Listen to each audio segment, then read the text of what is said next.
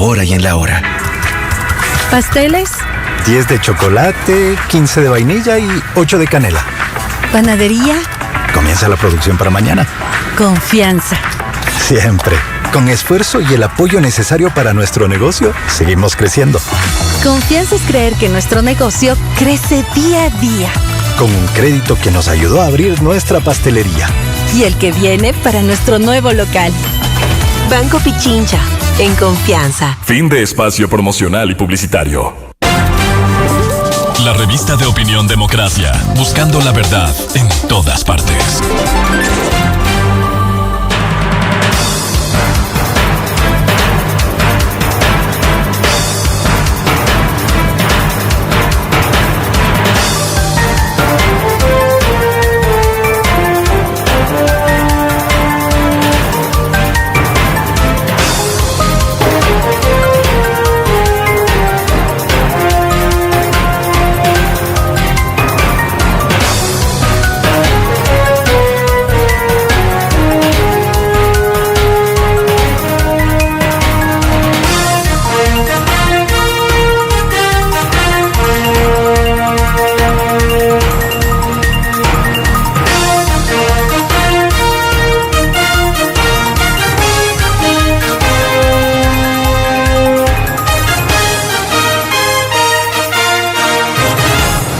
Ocho 13 minutos en el territorio continental ecuatoriano, buscando la verdad y abogando por la unidad nacional en pro de la paz y la seguridad en el Ecuador. Les anunciamos un diálogo con el señor Andrés Vallejo Arcos, político, empresario, quien por más de 4 décadas ocupó cargos en el sector público y privado del Ecuador. Acaba de publicar una obra que tiene 929 páginas, titulado Caminos recorridos, lecciones aprendidas, en donde narra episodios de su vida, tanto en el ámbito político, social y personal, en donde con sus pensamientos ilustra lo que ha sido esta larga vida pública de Andrés Vallejo Arcos, nacido en 1942, miembro activo del Partido Izquierda Democrática, con estudios de jurisprudencia en la Universidad Central del Ecuador, cuenta con más de 40 años de experiencia en diversos cargos del sector público y privado.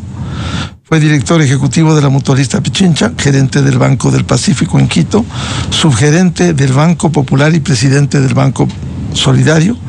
Ha ocupado varios cargos públicos como ministro de Gobierno, presidente de la Junta Monetaria, alcalde de Quito, concejal en 4 periodos, diputado nacional y presidente de las comisiones económica y de defensa nacional del Congreso, presidente del Congreso Nacional, primer vicepresidente del Parlamento Andino y vicepresidente del Parlamento Latinoamericano, gerente de la Corporación Municipal Vida para Quito.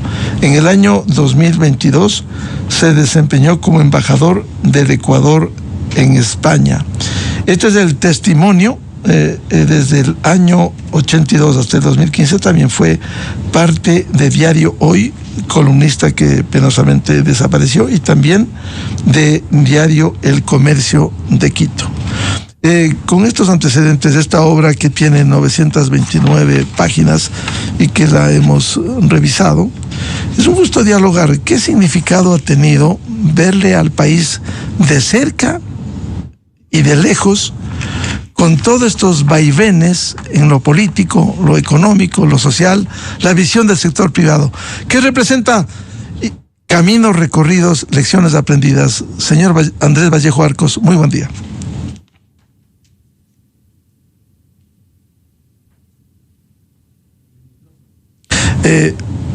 Por favor, el micrófono, Andrés.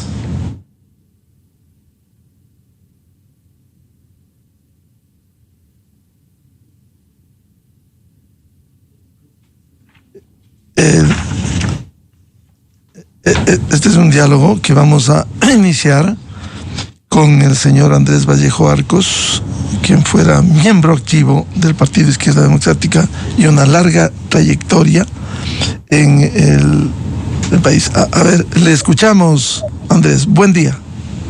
Ya, gracias, Miguel. Hicimos la presentación del libro hace pocos días en Mr. Books. Así es. Con la participación y la presentación del pajarito Febres Cordero, que eso solamente ya es un motivo de satisfacción para mí y para los lectores por la trascendencia que el pájaro tiene.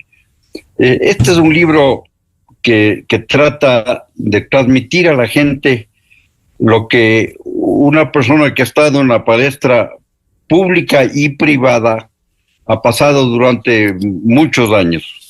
Yo tengo el convencimiento de que quienes hemos tenido esa posibilidad, esa responsabilidad, tenemos asimismo la obligación de transmitir hacia las futuras generaciones cuáles han sido esas circunstancias. Porque no solamente lo que se está viviendo este rato tiene importancia, la historia tiene importancia, es necesario que queden absolutamente claros algunos aspectos de la vida política del Ecuador que han tenido mucha trascendencia, que han tenido una gran relevancia, y todo eso he tratado yo de consignar en este libro, que además tiene algunas reflexiones sobre lo que ha vivido el país y algunas cosas del ámbito mundial también. Claro, este amplio libro que lo hemos revisado va desde la parte privada, sus aficiones al fútbol, hincha del Nacional, pero la parte de la vida activa, ¿cómo ha visto usted en su trayectoria el paso del sector privado primero? Bueno, yo creo que ha sido una gran ventaja el haber estado en el sector privado y luego pasar al sector público sin que se entremezclen las dos actividades. La actividad privada tiene la gran virtud de educar a la gente con eficiencia, con una eficiencia lamentablemente mucho mayor que... Lamentablemente digo que no sea así también en el sector privado, pero no hay que confundir nunca la actividad privada con la actividad pública, ni creer que porque en la actividad privada se tiene un relativo éxito, se lo va a tener también en el sector público. Las dos cosas son radicalmente diferentes, son mundos distintos. Y si bien el sector privado está imbuido de una serie de virtudes, no siempre tienen estas que ver con el bienestar público, que tiene que ser el eje de la actividad de la función pública. Eso desde el sector público, o sea, en su ámbito, crear trabajo, producción, productividad. Desde el sector, es el sector privado. El sector público, usted ha tenido protagonismo en la Alcaldía de Quito, en la Asamblea Nacional, en Congreso Nacional, como se llamaba, la Junta Monetaria, el Ministerio de Gobierno, puestos claves. ¿Qué lecciones le deja de vida la política y estas actuaciones? Bueno, yo primero agradezco haber tenido la posibilidad de tener todas esas funciones y agradezco a mi partido Izquierda Democrática porque a nombre de mi partido es que yo he ejercido esas funciones. Es muy satisfactorio el poder hacer cosas en beneficio de la colectividad. En ese aspecto no hay nada igual que el paso por el municipio. Yo tengo el orgullo de decir que he sido 17 años concejal de Quito, en 4 administraciones municipales, en las del arquitecto Sixto Durán, de Álvaro Pérez y las 2 de Paco Moncayo. Y tengo también la satisfacción de decir que de alguna manera culminé esa gestión con el desempeño de la alcaldía de Quito. Esa función del municipio es fantástica, porque le da a usted la posibilidad de estar en contacto con la gente, y de solucionar problemas y de satisfacer necesidades. La otra función, la política propiamente dicha, porque yo creo que la municipal no es una función política, es una función más cívica que política. De servicio. En las otras funciones, y que son eminentemente políticas, también tienen cosas positivas, tienen sus satisfacciones, porque permiten también solucionar problemas, aunque tienen un ámbito mucho más amplio que el del municipio. Pero es para agradecer el haber desempeñado estas funciones. Usted también en el ámbito político estuvo en la presidencia del Congreso Nacional. Usted relata aquí su paso por la Congreso, tan vilipendiado, tan criticado por la diversidad y a veces, hay que decirlo, por la mediocridad de ciertos legisladores que llegaron. Pero usted en su libro destaca, y yo creo que le hace con justicia, a un hombre valiente como fue el doctor Wilfrido Lucero Bolaños, o como usted pone, un recio hombre valiente del Carchi.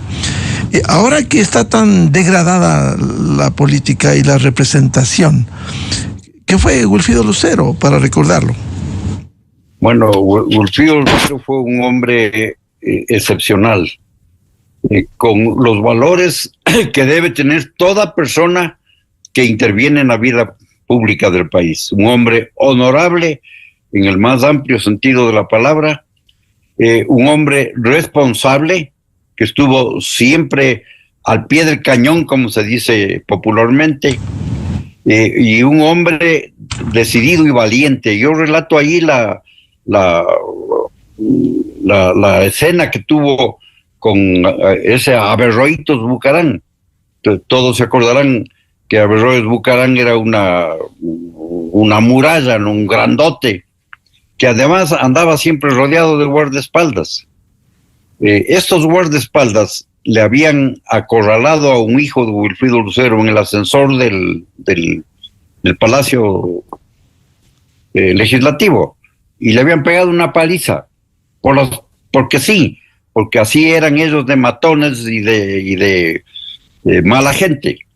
Y entonces Wilfrido se entera de esto y se presenta en la sala de sesiones, en donde estaba Bucarán subido en el estrado, y desde abajo le decía, me va a perdonar usted la palabra, Miguel, le decía: baja de ahí, maricón, baja a enfrentarte como hombre, tú no tienes derecho a patearle y a maltratarle a un joven como has hecho con mi hijo. Baja de ahí a enfrentarte conmigo.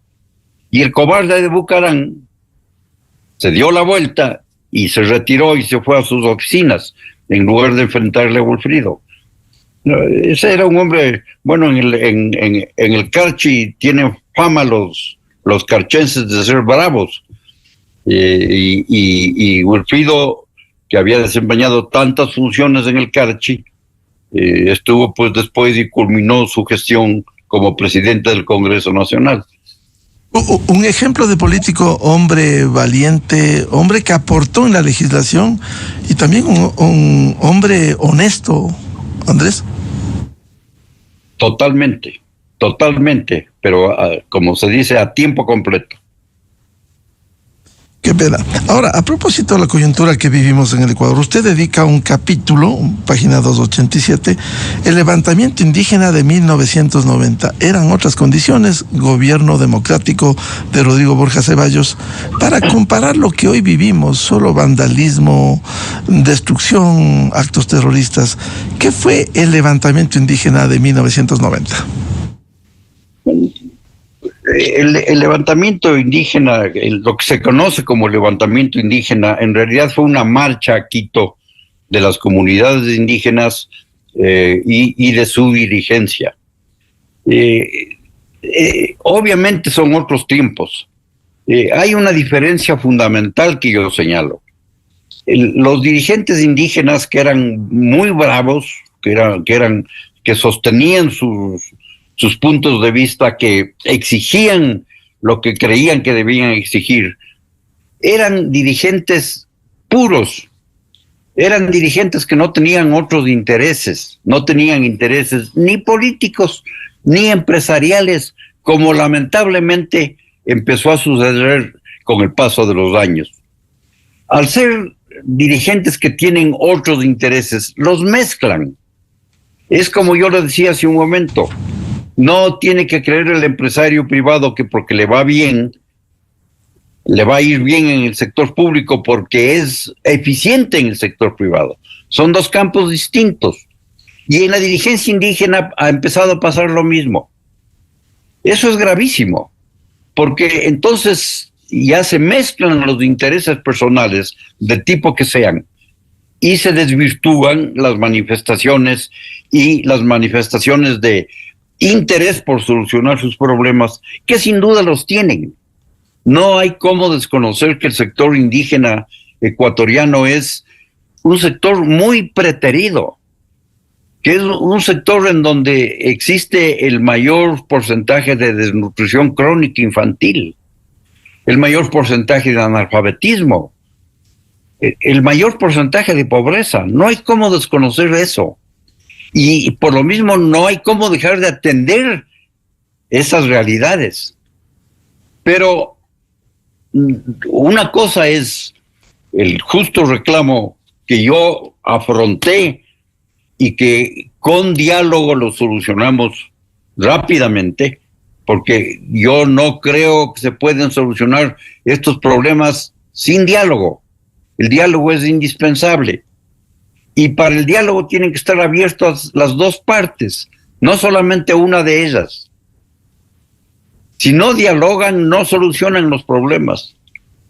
Pero vuelvo a repetir, estamos viviendo dos mundos totalmente distintos.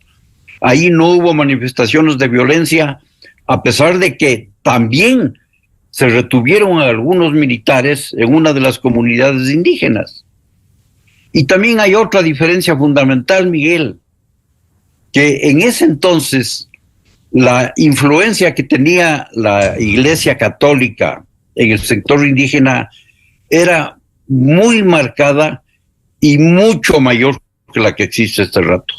Yo le digo, comparando con la participación que tuvieron los obispos para ayudarle al gobierno de Rodrigo Borja a solucionar el problema que se presentó, fue muchísimo mayor y muchísimo más efectiva que lo que ha sucedido en los años 2019 y 2022.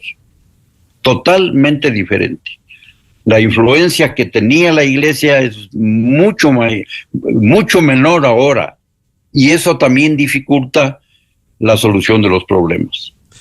Usted en su libro, a propósito del tema, son momentos distintos, por cierto, pero dice, el problema encontró vías de solución. El diálogo con la dirigencia indígena quedó en manos del ministro de Bienestar Social, Raúl Vaca, el secretario de la Presidencia, Gonzalo Ortiz Crespo, con la valorable ayuda de la Iglesia y en especial del obispo José Mario Ruiz. Sin diálogo honorable y respetuoso no se pueden resolver los problemas. ¿Cómo instalar un diálogo respetuoso? Si usted cita cuando hubo retención en el 90 militares, hoy les han vejado, les han golpeado a los militares a pretexto de la justicia indígena. Por eso digo yo, Miguel, en el libro y ahora de viva voz, que hay que dialogar. No se pueden resolver las cosas a patadas, porque cuando se resuelven así, lo que se hace es sembrar la inquina para el futuro. No deben haber en este tipo de problemas ni vencedores ni vencidos. Eso es lo ideal. Hay que tratar de solucionar los problemas de la mejor manera posible sin que eso signifique ceder en cuestiones de principios. En este caso concreto yo le digo con absoluta franqueza, a mí me parece que la eliminación del subsidio en el diésel era una medida necesaria. El Ecuador ha vivido con subsidios de los combustibles durante años, presenciando una verdadera sangría de recursos que se iban a donde menos se necesitaban. Pero eso implica que se presentan problemas que hay que buscar la manera de resolverlos. Hay que buscar la manera de neutralizar los efectos que estas medidas económicas siempre tienen. Y la mejor manera de neutralizar esos efectos es dialogando, no simplemente tomando medidas unilaterales que no permiten que la otra parte sienta de alguna manera la participación en el asunto, en la solución del problema. Ahora, claro, ese diálogo fue fructífero.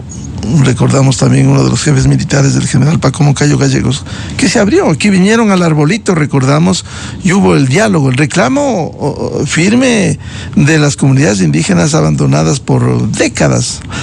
Pero hoy quizás no hay una agenda política de imponer el vandalismo. ¿Cómo se dialoga con quienes dicen, primero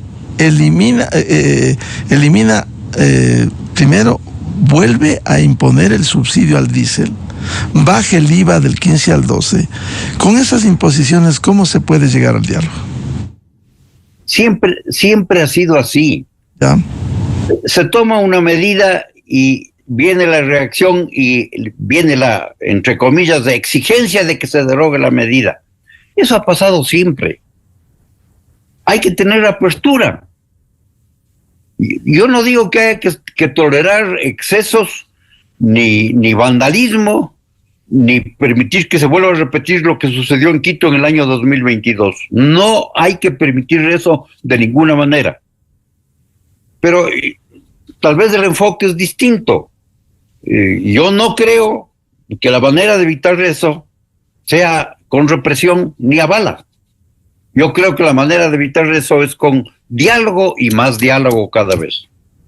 Ahora, hay la experiencia última, octubre de 2019, junio de 2022, que terminaron penosamente en un diálogo que es saludable, pero con imposiciones. Vejaron al presidente Moreno, lo impusieron, le hicieron que dé pie atrás con el tema de los combustibles, precisamente. Entonces, aquí lo que debe ganar es el país y no las posiciones por intransigentes que sean de un sector respetable como el indígena. Estamos viviendo otro momento. Fíjese que en este gobierno, en medidas que sin duda son acertadas, se ha ido reduciendo considerablemente el efecto de los subsidios a los combustibles.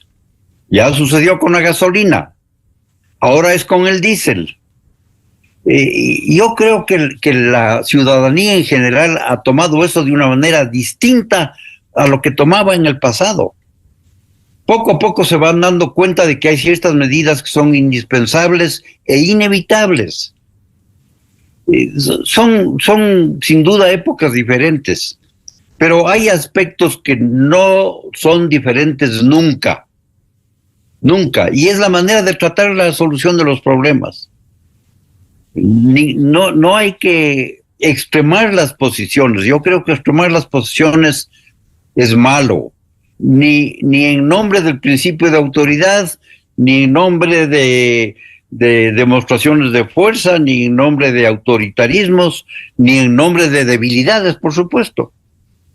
Hay que guardar el equilibrio. Hay una palabra mágica en lo que debe ser la vida pública de los países: equilibrio. Hay que buscar el equilibrio en todas las acciones de la vida. Señor Andrés Vallejo Arcos, quiero hablar de otro tema que se conecta con la realidad de hoy. Hoy vivimos un conflicto armado interno, son otras condiciones, lucha contra los grupos delincuenciales organizados transnacionales, el narcotráfico, la narcopolítica. Usted relata cómo se logró la paz con el movimiento insurgente Alfaro Vive Carajo.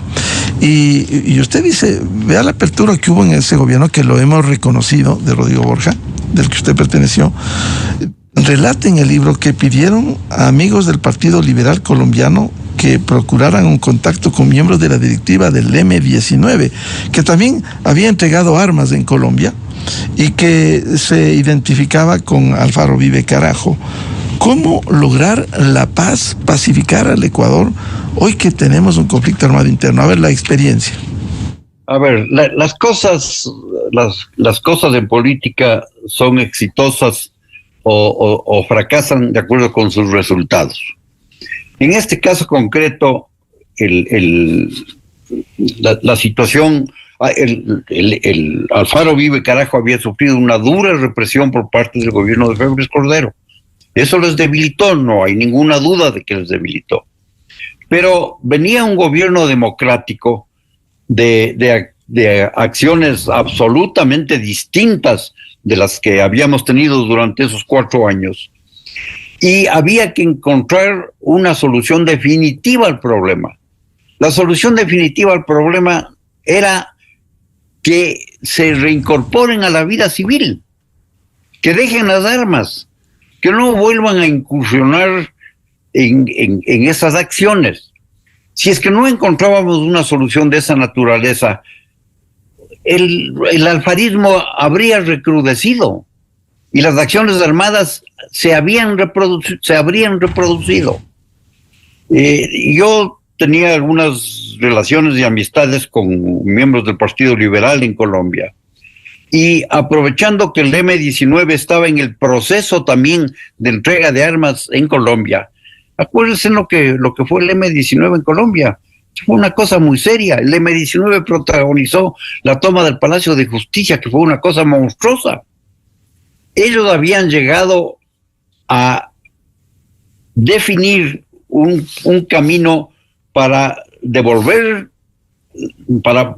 a insertarse en la vida colombiana. Y yo tuve entonces la oportunidad de hablar con algunos de esos líderes. Ellos ayudaron a relacionar con Alfaro Vive, con quien tenían ellos una relación estrecha y les prestaban apoyo, y eso ayudó mucho para que los de Alfaro Vive se convencieran de que la mejor solución era el reincorporarse a la vida civil. Entonces vino un largo proceso, porque esos procesos son complicadísimos, y felizmente logramos solucionar el problema y tuvimos que inclusive encargarnos de conseguirles trabajo a muchos de ellos, porque si no se reincorporan a la vida civil, si quieren ir a trabajar en una empresa y esa empresa les ve con malos ojos porque han sido miembros del Alfaro Vive, lo más probable es que hubieran regresado a ejercer las mismas acciones, porque no tenían trabajo estable, porque no tenían con qué dar de comer a sus familias. Yo creo que el proceso fue exitoso, yo creo que fue muy trabajoso, y yo me alegro cada vez más de haber intervenido para que eso sucediera de esa manera. Volviendo al tema indígena, son 2 momentos, como usted ha citado, Andrés. El caso de una dirigencia mucho más sensata, recordamos a Luis Macas. Hoy, ¿cómo puede admitirse cuando en la última campaña electoral el entonces presidente de la CONAIE, candidato presidencial, dijo que invirtió, luego quiso retractarse, pero ahí está el audio, $200 millones para las manifestaciones? Eso quizás no es una mala palabra en medio de las necesidades que tienen los indígenas y de dónde sacó también. Usted ha mencionado a Luis Macas. Yo me alegro que lo haya hecho, porque ese es un ejemplo de un dirigente que era dirigente, es decir, que no se desviaba hacia otros costados.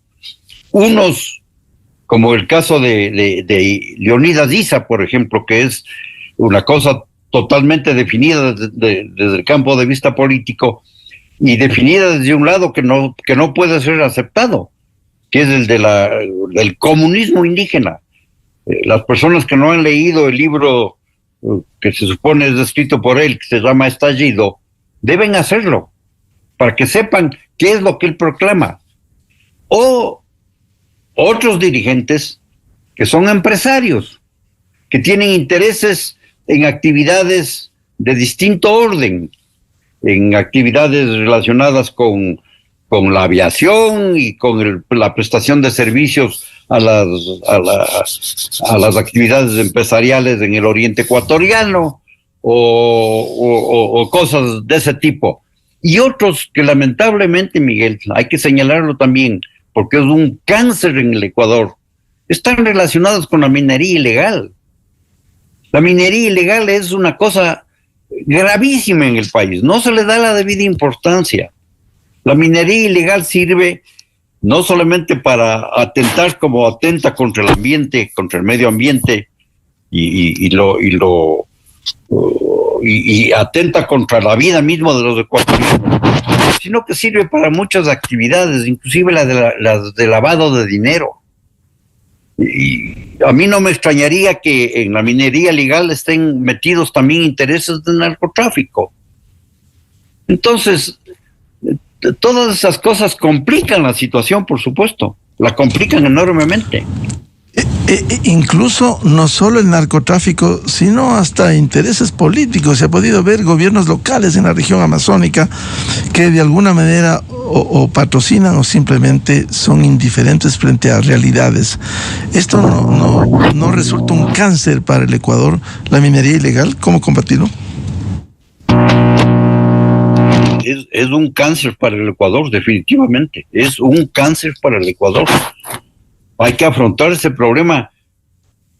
Hay aspectos en donde se había avanzado. Yo me acuerdo cuando la ministra de Gobierno de Lenín Moreno hizo un operativo en Buenos Aires, en el recinto de Buenos Aires, en donde se encontraron barbaridad y media, y no sé qué es lo que ha pasado con eso.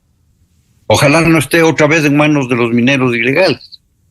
Pero si no se perseveran en esas acciones, ese cáncer no va a ser extirpado nunca. En Caminos Recorridos, Lecciones Aprendidas de Andrés Vallejo Arcos, también dedica unos capítulos interesantes que tienen que ver con la política reciente. La CNAIN en el gobierno de la Revolución Ciudadana del prófugo en Bélgica. ¿Qué fue? ¿No fue una distorsión para espiar a políticos, a periodistas, desde esa visión? Claro, ese fue los servicios de inteligencia que lamentablemente se los retiraron de las Fuerzas Armadas y de la policía para concentrarlos en esta institución aparentemente civil, y que sirvieron para muchas barbaridades, como usted dice muy bien, para perseguir a periodistas, para perseguir a adversarios políticos y para muchas otras cosas más que ni siquiera se llegaron nunca a saber. El servicio de espionaje era tenebroso. Se dice, no sé si se haya llegado a comprobar o no, que habían unos equipos que fueron contratados para espiar a la gente en la forma más sofisticada posible, y que inclusive se los fueron llevando cuando se acabó el gobierno, por lo que ese espionaje persiste. Y sirvieron también para canalizar, sin que nadie pueda controlarles, cuánta cantidad de plata para los famosos gastos reservados. Ahí no se puede saber. Lo único que se sabe es que el presupuesto del último año de esta institución fue de $300 millones. Es lo único que se puede saber. ¿Cuánto de eso se dedicó a estas malas artes? No sabemos, y ojalá lo pudiéramos saber. Por supuesto que el mal uso de los gastos reservados no fue exclusivo del correísmo. También hubo otros gobiernos en donde se mal utilizaron los gastos reservados y pasaron las cosas que pasaron. Claro, la historia reciente registra eso. Ahora, hay un tema de fondo entre los capítulos que usted aborda en su libro. Es el tema estructural, la mezcla del interés público y el interés privado. Y ahí cita los casos de Berlusconi en Italia, o aquí el manejo de privados en bienes públicos, el caso del ingenio Astra. ¿Cómo evitar esa mezcla, ese interés que haya en el interés público y el interés privado? Ese es el problema de la mezcla, de la confusión de los intereses privados con los intereses públicos. Hay que tener en eso un celo enorme, porque cuando hay intereses privados tan voluminosos, es muy difícil que en el ejercicio de la función pública se dejen de lado esos intereses. En los gobiernos, en cualquier gobierno, las medidas que se toman benefician o perjudican a alguien. Cuando benefician a los intereses que esos gobernantes tienen, eso es un pecado mortal. Un pecado mortal. No hay que permitir que el interés privado esté mezclado con el ejercicio de la función pública. Ha pasado en muchos casos, pasó en Brasil con Collor de Mello, pasó en Italia con Berlusconi. Eso fue terrible. Como es terrible que el ejercicio de la función pública se mezcle con el financiamiento de los partidos políticos de mala manera. Uno de los problemas más graves del deterioro que sin duda tiene la acción política y el prestigio de la acción política y de los partidos políticos es ese, el haber utilizado los gobiernos para financiar su actividad política particular, lo cual no quiere decir que el Estado no deba participar en la financiación de los partidos políticos, el Estado como tal, porque si eso no se hace, los partidos políticos van a caer presas de los intereses empresariales o los del narcotráfico.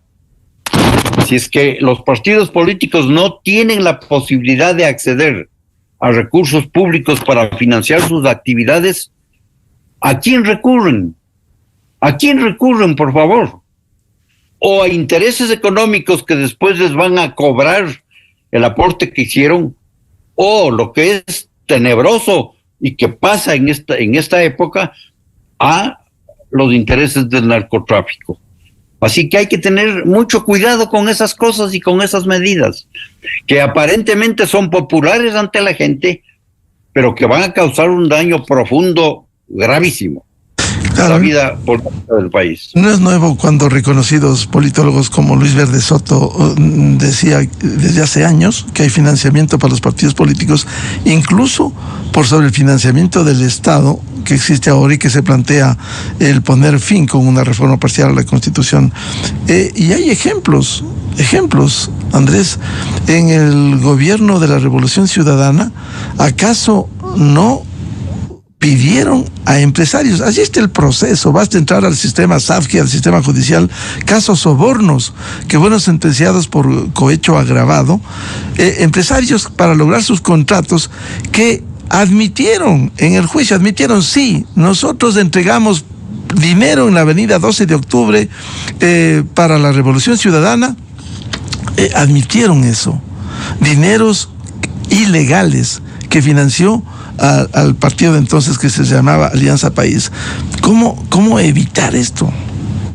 Eso sin duda sucedió y es repudiable. Imagínese usted que eso sucedió cuando los partidos políticos tenían de alguna manera cómo financiar sus actividades. Ya. Peor cuando no lo tengan, pues. Esto que es un hecho repudiable de ese gobierno en particular, se va a generalizar a todos los partidos políticos. No puede ser eso posible. Por favor, reflexionen sobre ese tema. Es un tema muy delicado que puede tener efectos letales en la vida pública del país. Usted dedica en su libro también al tema que tuvo gran experiencia en el municipio de Quito. El capítulo es el irrespeto gubernamental a las competencias municipales. No podemos sustraernos, gobierno de la Revolución Ciudadana, cuando pretendió derrocar casas en el centro histórico de Quito. ¿Cómo lograr? Hay un código orgánico de los gobiernos autónomos descentralizados del COTAG que consagra la autonomía de los gobiernos locales. Sin embargo, algunos no han dejado de cumplir eso cuando debiera asumir un papel de responsabilidad frente a las necesidades locales. Claro, eso está con la independencia, la autonomía teórica de los gobiernos seccionales está consagrada en las leyes. En la ley de régimen municipal estaba eso consagrado. Y ahora también está consagrado, pero no sirve para nada, en ese famoso código que amorosamente le llamaron de descentralización y no sé qué cosas más cuando lo reformaron. El hecho es que yo le voy a dar un caso muy concreto que está pasando en este momento. ¿Usted se ha fijado en las telarañas que hay en todas las calles de la ciudad de Quito? Sí. ¿Usted se ha fijado en los cables que cruzan todas las avenidas, todas las calles de Quito y de las parroquias y de todo lo demás ahora? ¿Usted se ha fijado en eso? ¿Sabe por qué es? ¿Por qué? Porque el Consejo de Quito dictó una ordenanza penando con $1 por metro a los que pongan cables aéreos y sin cobrar nada cuando pongan los cables subterráneos, para estimular que los cables no estuvieran no solamente afeando el ambiente de Quito como lo afean, sino causando el peligro que eso significa. Pues en la administración que siguió a la de Paco Moncayo y a la mía en el municipio, derogaron esa ordenanza. La administración de Augusto Barrero.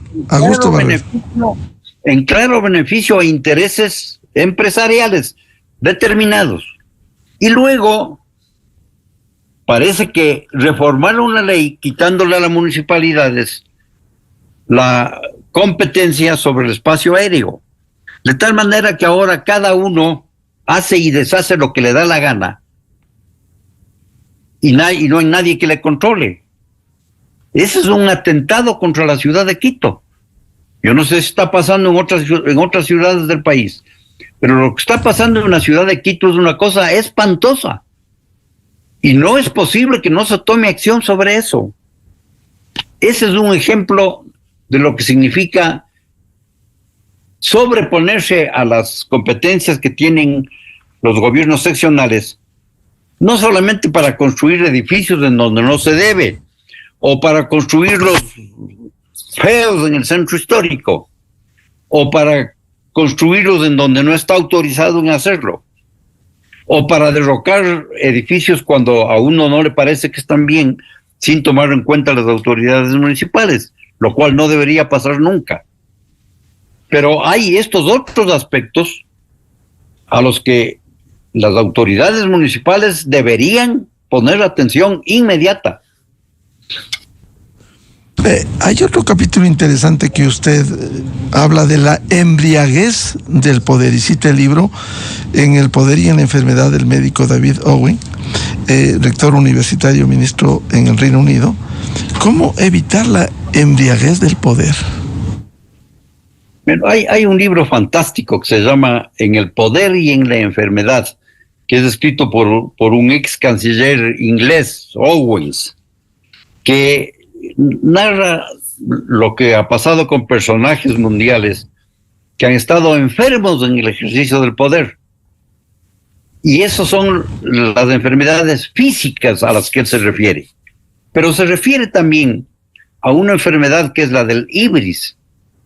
Los griegos llamaban ibris a la embriaguez del poder, a que los gobernantes llegan al poder y pierden la cabeza y se creen sobrenaturales y creen que son los únicos que sirven y los únicos que pueden opinar y los únicos que pueden resolver. Esa es la embriaguez del poder. Cita como ejemplos a muchos en el mundo, por ejemplo, el de Tony Blair en Inglaterra, o el de Bush cuando la guerra de Irak. Algunos ejemplos así, que muy bien, por supuesto, podrían aplicarse también para el Ecuador, de gente que cree que llega al poder y que todo el mundo tiene que hacer lo que a ellos se les antoje, que las leyes no están para ser observadas, ¿qué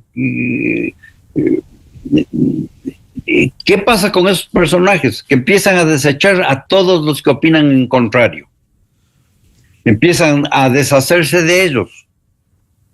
Y entonces su opinión es la única que vale y la única que se impone. Esa es la embriaguez del poder.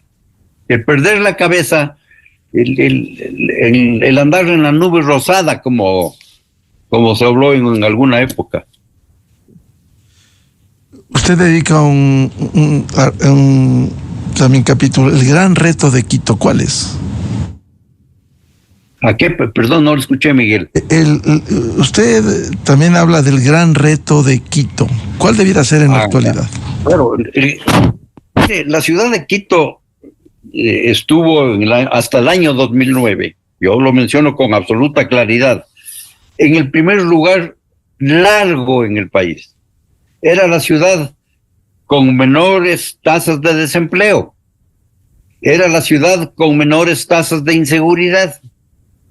Era la ciudad en donde más empresas se constituían. Era la ciudad, todavía lo es, que más aporta en el pago de impuestos.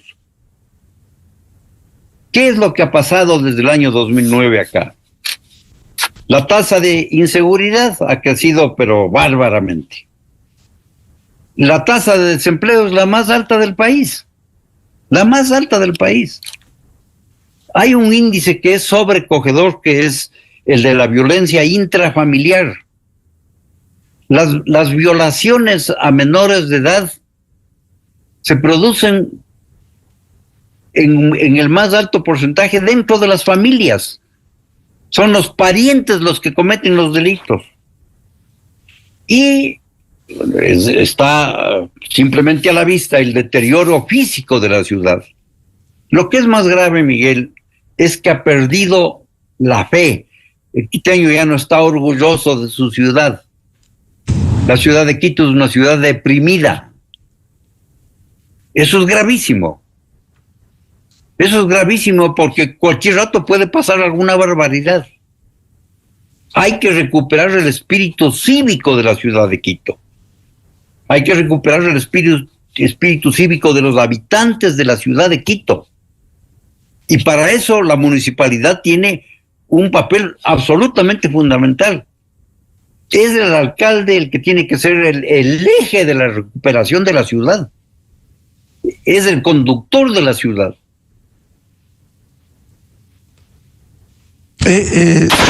Usted, a propósito de la pandemia del COVID, dedica un capítulo, cuestión de vida o muerte. Cierto es que hubo ese momento, pero pasó la pandemia y nos seguimos todavía con incertidumbre en estas condiciones de bloqueos, de paralización, sin diálogo hasta el momento. Perdón, Miguel, no lo escuché. ¿Hay algún problema en el audio que no se escucha bien? Decía que usted dedica también un capítulo a cuestión de vida o muerte a propósito de la pandemia y el COVID-2019. Pasamos la pandemia, pero el Ecuador no sigue viviendo una suerte de incertidumbre frente a este panorama sin institucionalidad, sin una plena democracia. Se hace tabla rasa de las leyes. ¿Qué hacer eso? Ese es un buen símil. La pandemia nos confinó, la pandemia nos obligó a cambiar una serie de costumbres, la pandemia nos limitó. Parece que no hubiéramos salido totalmente de la pandemia, a pesar de que hemos salido de la enfermedad. Pero Quito no tiene un camino definido. Quito no tiene un camino que podamos seguir todos con fe, con entusiasmo. No lo tiene. Es indispensable que Quito retome la senda para volver a ser la cabeza del país, la primera ciudad del país, como corresponde a la capital de la República. Bien, Andrés Vallejo Arcos, político, empresario, y con una trayectoria de más de 40 años en la vida nacional, y su testimonio de vida, caminos recorridos, lecciones aprendidas, que presentara días atrás en esta capital. Andrés, un buen registro histórico que permite ilustrar la historia reciente del Ecuador, especialmente para no repetir los errores, y como usted ha dicho, recojo eso, en el país hay que buscar equilibrio de todos los sectores. Allí está el gran desafío. Andrés, muy amable por atender a la revista de Opinión Democracia. Muchas gracias, Miguel. Muchas gracias. Muy amable. Con esto cerramos la jornada de entrevistas y debates. La opinión diversa y libre en la revista de Opinión Democracia a través de XFM, Democracia M y Democracia TV. Les recomendamos, ya viene en XFM, Show de la Papaya. Y a los miles de seguidores de la revista de Opinión Democracia, les deseamos un feliz miércoles, un feliz feriado, ojalá en paz, no más violencia, vandalismo, destrucción como se vive en el país. Y quiero recomendarles este sábado, 8 horas por XFM, Democracia M y Democracia TV, el programa Controversia en Escena. Vamos a analizar la aplicación de la justicia indígena en medio de la coyuntura de las movilizaciones, el vandalismo, los actos terroristas, el conflicto armado interno y los estados de excepción. Invitados 3 reconocidos personajes: la doctora María Paulina Araujo, penalista y académica, el doctor Fernando García, antropólogo y académico de Flaxo, y el doctor Julián Cárdenas, jurista y experto en temas de seguridad y defensa. Van a ver cuántas distorsiones hay en la aplicación de la justicia indígena en el Ecuador, que consagra la propia Constitución, artículo 171, con distorsiones. Dios mediante, volveremos el próximo lunes para seguir contribuyendo en la búsqueda de la verdad. Muy buen día, felicidades. Uy, se vino el feriado y por supuesto RM te trae uno incomparable, porque del 9 al 12 de octubre trae toda